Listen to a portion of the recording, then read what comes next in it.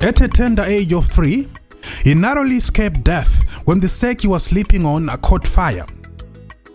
At 27, he again narrowly escaped death when the hotel room he was staying in caught fire during the Geneva conference. However, his hide-and-seek game with fire tragically ended on the 15th of August 2011 when he perished in a mysterious fire at his farmhouse in Beatrice. Perhaps the general had cheated death too many times, he had run out of tricks. Or maybe this was death's way of reminding him that he was, after all, human, not a cat with 9 lives. Many wondered how such a decorated military commander could have died in such an ordinary way. This was a man who had survived various encounters with fire unharmed. A military leader who never used his military rank to avoid fighting at the battlefront like what many of his peers did.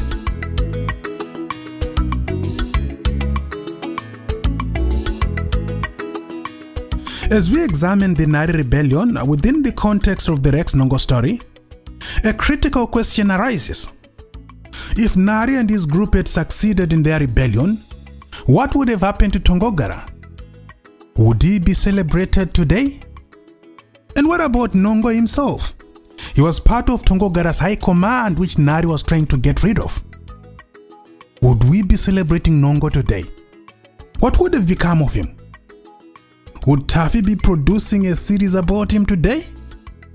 Well, fellow Sazaitas, Slay Queens and Bingas, Socialites, Papalites, Vasnamalites, Varkujgarais, Never Snamarites. Welcome to the special report.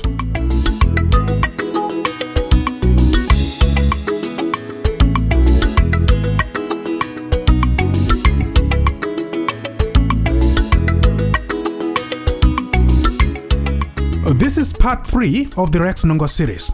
In parts 1 and 2, we discussed Mujuru's birth in 1945, his early political activism in the 60s, his military training under ZAPU from 1967 to 1969, his defection from ZAPU to Zanu in 1971, and how he met his wife, Joyce, in 1974.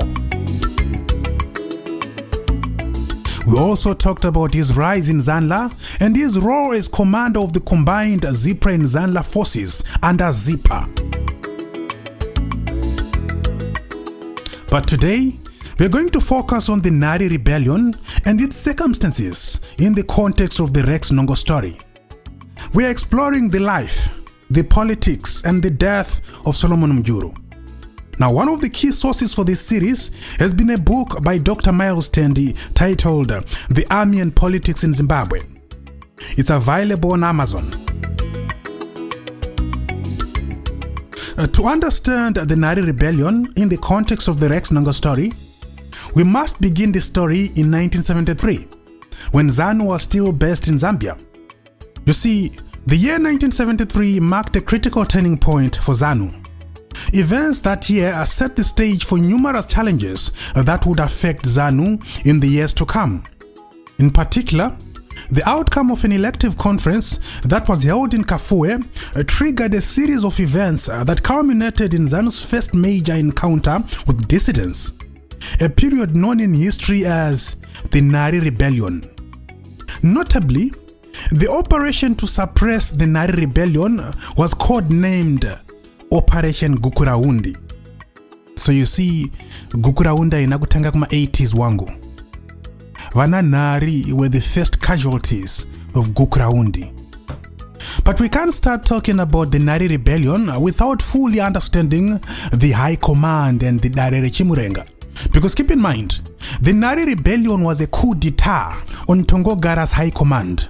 And it was the Darere Chimurenga which tried Thomas Nhari and his group. Tirikuti Nhari rebellion yakanga iri coup against the high command ya Tongogara. And at the end of it all, Thomas Nhari nevese vaimutsigira vakatongwa ne Darere Chimurenga. So now we need to understand what the Darere Chimurenga was and what the high command was and the difference. The high command was a subcommittee of the Darere Chimurenga. And the Darere Chimurenga was Zanu's war council, chaired by Herbert Kitepo. Remember, ZANU was formed in 1963 by radical members of ZAPU who disagreed with Joshua Nkomo on strategy. They wanted a more radical approach in the quest to liberate Zimbabwe. Vaiti Nkomo uri soft as wool, steady in diplomacy, trikuda action. They wanted a policy of direct confrontation. So this radical faction of ZAPU broke away from ZAPU and formed ZANU in 1963. The following year, in May 1964, these guys held their first Congress and elected Ndabaningi Stole as their president, with Leopold Takawira as vice president, Robert Mugabe as secretary general, and Herbert Chitepo as chairman. And in line with their radical strategy, a Department of War, disguised as Public Affairs, was established. This Department of War was under the leadership of this guy, Nongo Mukono, the first leader of the ZANU army. This was in 1964. The following year, most senior ZANU leaders were arrested. This was a significant blow to ZANU's war objectives. Herbert Chitepo was based in Tanzania at this time, where he worked as a public prosecutor, so he wasn't arrested. Nongo Mukono managed to escape Rhodesia, so he wasn't arrested either. So these two, Chitepo and Mukono, were amongst the few ZANU officials who remained free. The rest were arrested. They would spend the next 10 years in prison. So the leaders in prison, determined to advance the armed struggle despite their imprisonment, they instructed Chitepo to lead ZANU in exile and prepare for war. So Chitepo, as the political leader, and Mukono, as the military leader, laid the groundwork for ZANU's war. The principle was that politics would always lead the gun, with Chitepo as chairman of the Darere Chimurenga firmly in charge and the military subservient to the political leadership. However, this dynamic shifted in 1973. You see, in September 1973, ZANU held an elective conference in Zambia where positions in the Darere Chimurenga were contested. The Darere Chimurenga, as I said before, was ZANU's war council, responsible for driving the war effort. It had the following roles: the role of chairman, a secretary for defense, a secretary for finance, secretary for administration, a secretary for external affairs, secretary for information and publicity, a secretary for labor and social welfare, and a secretary for the commissariat. So people were contesting for these positions at the 1973 ZANU Review Conference held at Kafue in Zambia. The hotly contested position at this conference was that of a Secretary for Defense, which at the time was held by Mukono. In fact, he had held this position since the 1964 Congress. Being Secretary for Defense made you leader of ZANLA. So that means that position was both a political position and a military position. The Secretary for Defense was the leader of the High Command. To understand this in practical sense, the Darere Chimurenga was like the modern day Politburo, and the High Command was like the modern day ZDF. The only difference being, ZANLA didn't have an air force. So essentially, the High Command was responsible for the planning and execution of all military operations in accordance with the general strategy laid down by the Darere Chimurenga. In the end, Chitepo was re-elected as chairman of the Darere Chimurenga unopposed. Josiah Tongogara won the position of Secretary for Defense amid allegations of rigging. Rex Nongo was promoted from field commander to provincial commander. Nongo was also elected into the High Command for the first time since he joined ZANU in 1971. But the biggest change was Tongogara's election into the Darere Chimurenga as Secretary for Defense, effectively making him the overall leader of ZANLA. So for the first time since the war began, the ZANU army was now being led by a soldier. Remember, the first leader of ZANLA, Nongo Mukono, was not a military man. He never received any military training. The growing influence of the military began to challenge the principle that politics should lead the gun. And gradually, the military started dictating the pace, setting the stage for internal power struggles. So from 1973, Tongogara became Zanu's Secretary for Defense and leader of the High Command, which effectively made him the overall leader of Zanla, having replaced Nongo Mukono. So as the war escalated, Zanla grew from a force of about 80 trained guerrillas in 1971 to about 800 in 1974. This fast growth of Zanla created more demands on its organization, communication, and medical facilities. This put pressure on the political leaders, who often struggled to manage the increasing number of recruits. You see, the job of politicians was to formulate war strategy and source funds while providing food and clothes, and most importantly, weapons. Soldiers, on the other hand, did one job, that is, to fight. But you can't fight when you're hungry or when you don't have the appropriate clothing or, most importantly, the right weapons. These factors often became the bone of contention between the military leadership and the ordinary soldiers. It is worth noting that the leader of the Nhari rebellion, Thomas Nhari, used to be a member of ZAPU before joining ZANU. In fact, he deserted ZAPU together with Nongo in 1971. They joined ZANU at the same time, and within a year, they had been promoted to field commanders. Their relationship, however, deteriorated over time due to strategic and personal differences, particularly after the 1972 attacks on Alterna and Whistlefield farms, which provoked a fierce response from the Rhodesian forces. When the war started heating up due to the fierce response of the Rhodesians, Rex Nongo and Thomas Nhari, together with other field commanders like Dakaraibaza, started clashing on strategy, to the extent that Dakaraibaza and Thomas Nhari ended up leaving the battlefront without authorization from the High Command. Another issue that created a rift between Nongo and Nhari was Nhari's abduction of school children from St. Albert Mission School to recruit them as Zanla soldiers. Rex Nongo strongly opposed this action. You see, by 1972, ZANU had shifted towards voluntary recruitment, and Rex Nongo himself had recruited hundreds of guerrillas through voluntary means. The abductions created a diplomatic challenge for ZANU, and the Rhodesian government exploited this incident to fuel its propaganda against the armed struggle. But in my opinion, the issue which presented the Sarajevo incident of the Nhari rebellion was the reorganization of Zanla's provincial commands.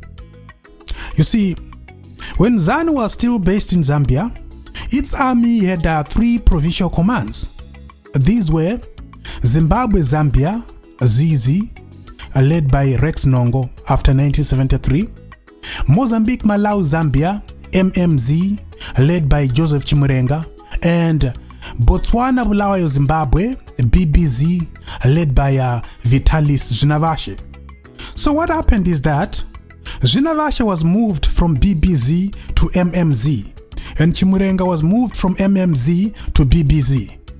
Now, almost immediately, accusations of inefficiency, favoritism, heavy drinking, and womanizing surfaced against Zvinavashe. He was also criticized for promoting his friends to senior roles, some of whom were said to be inexperienced. Things got so bad to the point that by mid-1974, field commanders like Thomas Nhari and Dakaraibaza were no longer taking orders from their provincial commander, Zvinavashe, calling him grossly incompetent and out of touch with reality.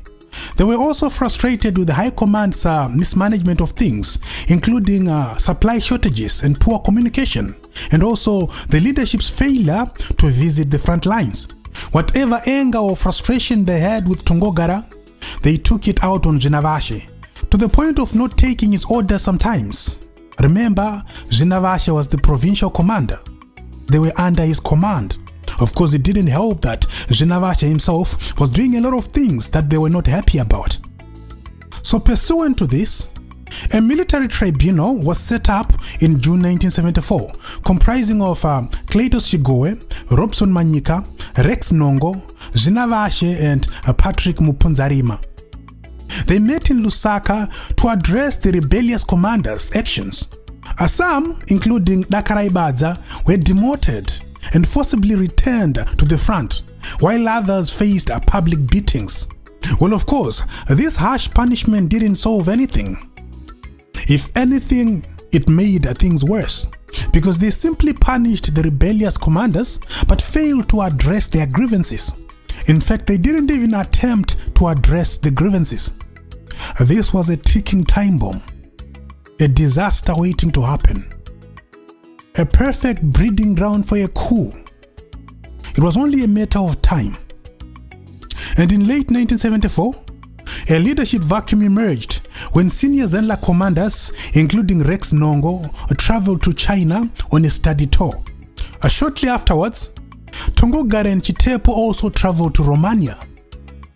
This was a perfect opportunity for Thomas Nhari to finally stage his coup d'etat. With a group of about 30 guerrillas, mostly young recruits who had joined Zanu after 1969, Nhari captured Zanla's headquarters in Lusaka and its main military base in Chifombo. They found little resistance in taking over the military base, but those who either resisted or refused to support the rebellion were executed. Nhari was not playing. The Nhari group reached a point of no return on the 9th of December when they kidnapped 19 Zanu members and supporters, including Tongogara's wife and 3 children. Now at this point, their fate was sealed. The issue became personal to Tongogara because his wife and kids had been kidnapped. He now viewed Nhari's actions as unforgivable, punishable only by death. Now, knowing how ruthless Tongogara was, Nhari and his fellow comrades must have known that they had crossed the Rubicon, regardless of how genuine their grievances were. The Nhari group accused the High Command of corruption and favoritism, like the case of Tongogara allegedly sending whiskey and cigarettes to Josiah Tongamirai, despite alcohol bans at the front. The other grievance was that of neglect and the provision of substandard Chinese weapons. They also criticized the leadership for living luxuriously in Lusaka, while the guerrillas sometimes lacked food in Zanla camps. Senior leaders like Tongogara were accused of forcing themselves on female cadres. Allegations of forced abortions were also leveled. These are some of the grievances that led Thomas Nhari and Dakaraibaza to lead the Nhari rebellion. Their intentions were very clear. They wanted Tongogara's high command to be disbanded and replaced with a completely new one, which would be led by Nhari himself, deputized by Dakaraibaza. Afterwards, Thomas Nhari sought a meeting with Zanu's political leadership to present his grievances, but the leadership refused to negotiate until the abducted high command members were released.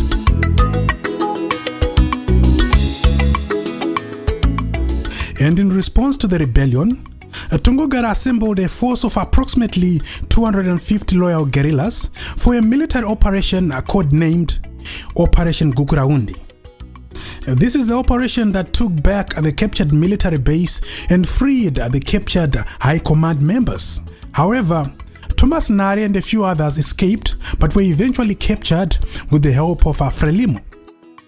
Afterwards, a committee of 3 comprising Herbert Chitepo, Rugare Gumbo and Kumbirai Kangari to investigate the causes of the rebellion and to try the Nhari group. Rugare Gumbo described the trial as follows. He said, they traveled to Chifombo to hear accounts regarding the rebellion. John Mataure, the political commissar accused of complicity in the Nhari rebellion, presented his case, as did Nhari. After listening to these accounts, the group of 3 adjourned to deliberate, intending to reconvene to hear further testimonies before finalizing their judgment. But Tongogara was not interested in any trial or any tribunal, so he killed them, including John Mataure, who was accused of complicity in the rebellion. So he killed them without informing Chitepo and members of the Dari. Gumbo further noted that Tongogara was a skilled military strategist, but he was overly ambitious, which sometimes led him to take extreme measures to consolidate his power.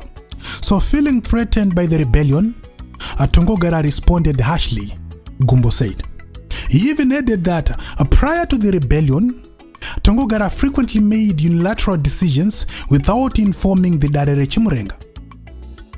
So just like that, Thomas Nhari and his fellow conspirators were killed before most of them had been tried, before judgment had been issued.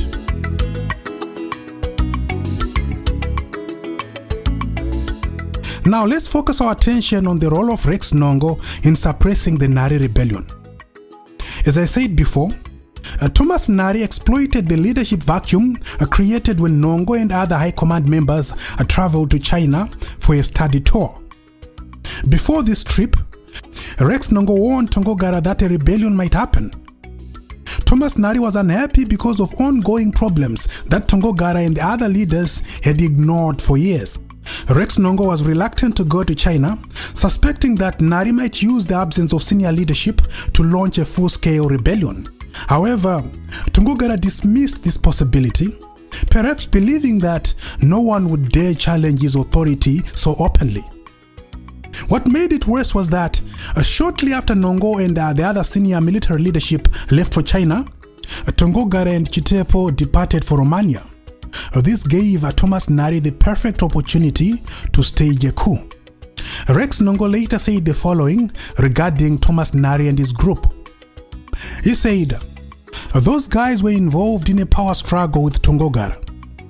If they had killed Tongogara first, history would be different. In a power struggle during wartime, you must win or you are finished." And indeed, they were finished. Had Nhari succeeded with his plan and led Zanla to Zimbabwe's independence, he would have been celebrated today as the great commander and hero of the revolution. Most likely, Tongogara would have been forgotten, remembered only as the leader who lost his way and got outmaneuvered by visionary field commanders who took matters into their own hands. History, as they say, is written by the victors. You see, officially, the 2017 coup is not called a coup in Zimbabwe. This is because the victors don't want to call it a coup. They call it a military-assisted transition. History is written by the victors. Noah Mukono is the godfather of Zanla. He established Zanla together with Chitepo. But today is not mentioned in history. Why? Because he had a fallout with the politically correct side of Zanu. History is written by the victors. Until 2023, Ndabaningi Stole, the founding president of Zanu, was not considered a national hero. He was a sellout. History is written by victors. And in 2023, when they finally declared him a national hero, Ndabaningi Stole instantly went from being a Mutengesi to being a national hero. Why? History is written by victors. That ends part 3 of the Rex Nongo series. Our aim to finish the series in part 4. As always, thank you so much for watching. And if you enjoy the content, please like and share.